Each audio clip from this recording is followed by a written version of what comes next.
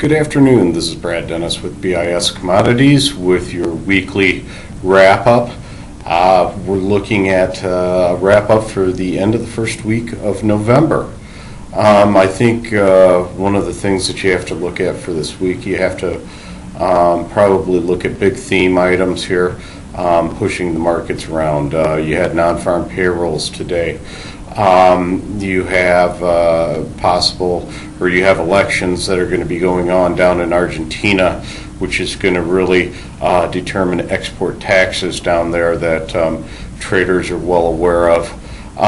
And then you've got positioning ahead of a Tuesday supply and demand report out of the USDA, and that kind of trumped any kind of supply and demand issues that happened this week to a certain extent, although we were surprised in some areas.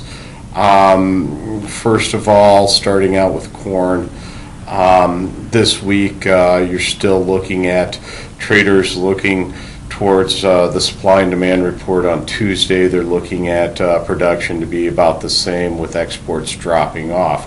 This week, once again, we had exports down, so I think we're 25% behind pace to match what the USDA is estimating. So traders are anticipating a little bit of a downward revision there on the demand side, which would increase ending stocks. Now, we're still, we traded down to 370 today. You know, you're probably still 365, 395 in that 35 cent or 30 cent range.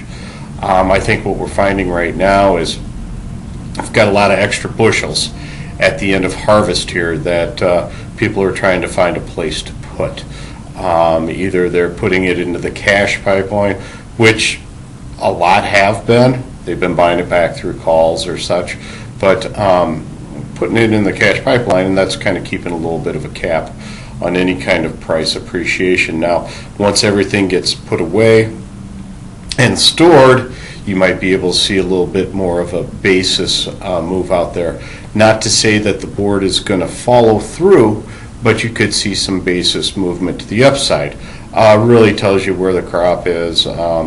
East of the Mississippi, you've all got positive basis or option price to positive basis.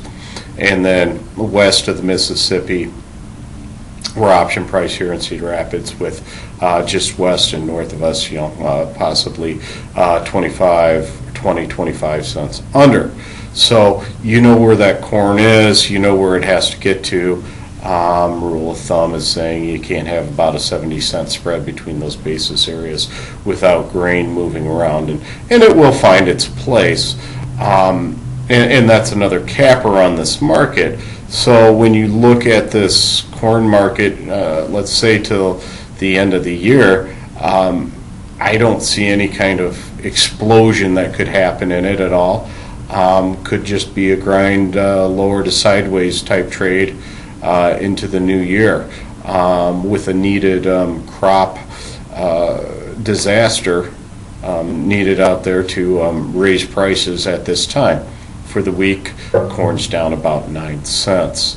Over in the beans, like I was talking about exports on corn, that they're still dismal.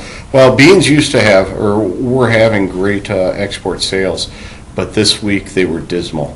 About half of the lower end of the range that was expected, and that was a real shocker to traders, and that allowed the market to come down in price, and we tested that 57 area basis, the January beans, and I think 58 was our low today. So you pull it back down to the very bottom of the range, and you're sitting down at the bottom of the range. What happens? Well, rumors that cargoes were sold to China.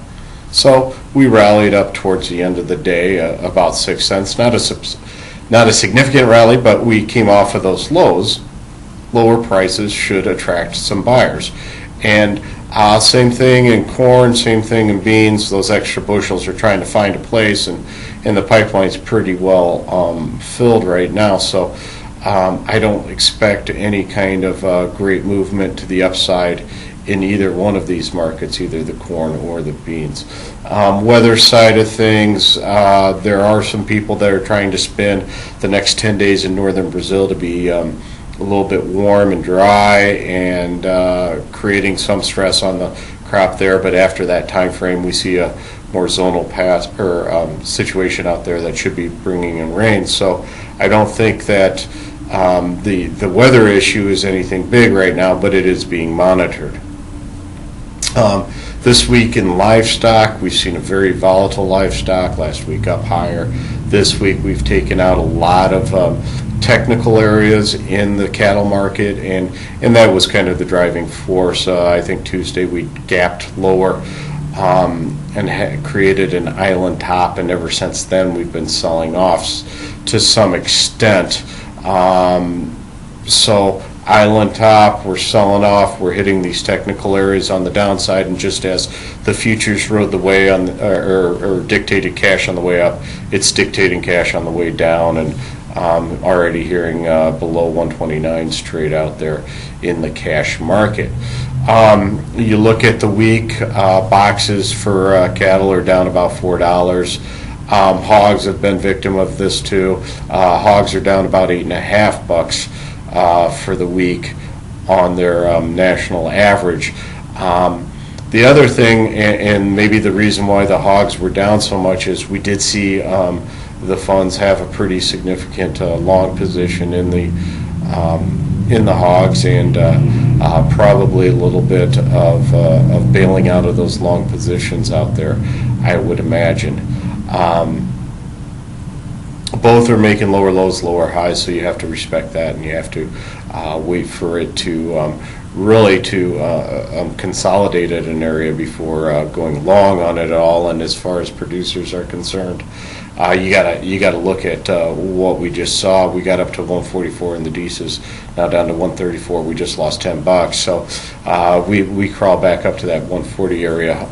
Probably want to be looking at that pretty closely. Over in the crude oil market, once again this week we're seeing higher supplies out there. Those higher supplies have caused us to kind of fall back below some areas that we rallied to earlier in the week. Earlier in the week it was worry about Libya and Brazil and everything, and now that's put in the cupboard, and we're just looking at supply. And realistically, the supply is out there. Poor China data is going to be, is going to continue to weigh on things. Now, today the president did not pass the pipeline, so maybe that is a little bit of a floor that's put under this crude oil market, but not a substantial one. Over in the stock market's kind of like the wheat market. It's a sybil out there. It's one way one day, the next the other. And I say that because traders are still trying to figure out how they want to trade that stock market. Better numbers coming out should have the stock market rally, but better numbers also mean that there's a better increased chance of a rate hike in December. And these traders are battling it out as which is better for it, better numbers, or to still have this easy money policy that we've had. And we won't know about whether or not we hike rates until December, but you've got to trade this as futures in a few months out. Talking about good numbers coming out, the trade was surprised by the non-farm payrolls today. 5% on the unemployment rate, 271,000 non-farm payrolls. They were looking for 183. So very good numbers there. Plus your earnings number was up 0.4%, which is up 2.5% year on year. And that's really what everybody's looking at is there going to be wage inflation out there? And that's what would spur any kind of interest rate normalization or hike, I think. And I think we are seeing it. So before the end of the year, we should see a rate hike. Now, the dollar screamed higher. It took out the technical levels to the upside.